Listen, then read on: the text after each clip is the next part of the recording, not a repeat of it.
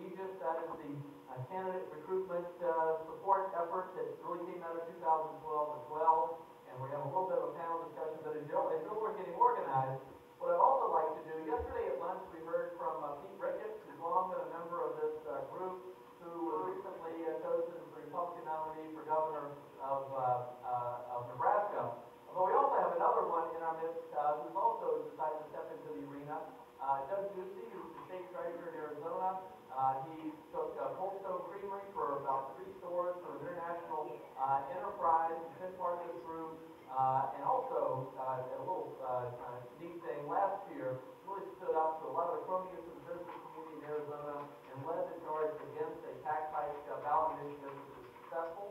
And Doug, we appreciate that you stepped in the arena. You're around here somewhere, and if you would just stand up and say a few words. There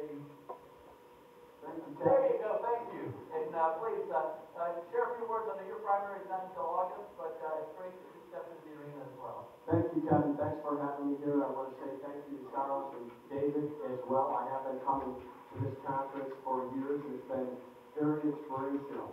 Charles, I asked what I would do if I wasn't afraid, and I said I'd run for governor.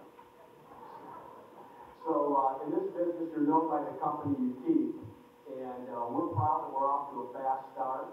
We're proud that Governor Scott Walker from Wisconsin has come out and endorsed our campaign. And a lot of this resonates in a state like Arizona, because I don't come from any political background. I grew up in Toledo, Ohio. My dad was a cop. I'm very much a product of the Midwest and the working class. For full disclosure, though, my first elective office was homeroom representative in the 5th grade at West Secondary.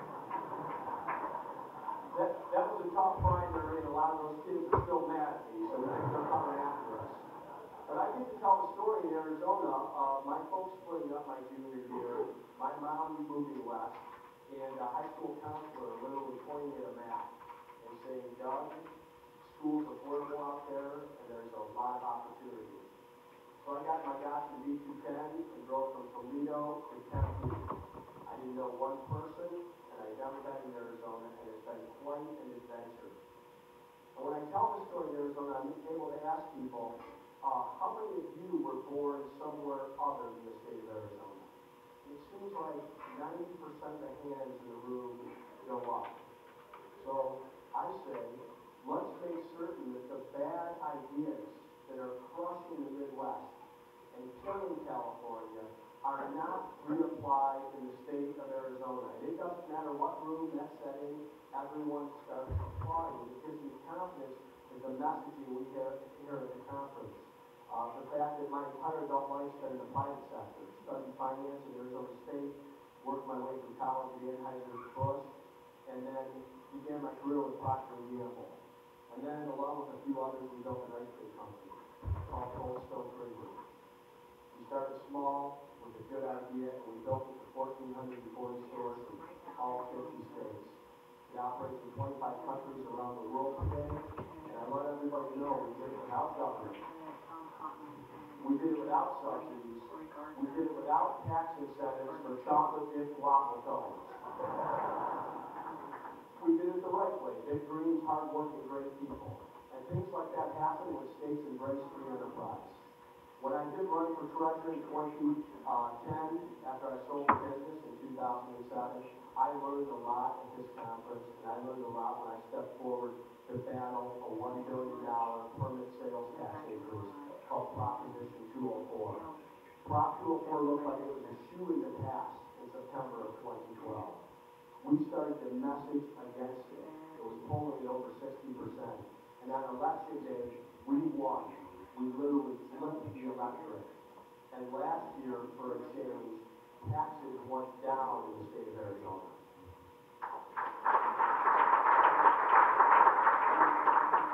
So I can't emphasize enough the power of organizations like this and engagement from those in the business community. The other side is completely financed by government unions and special interests.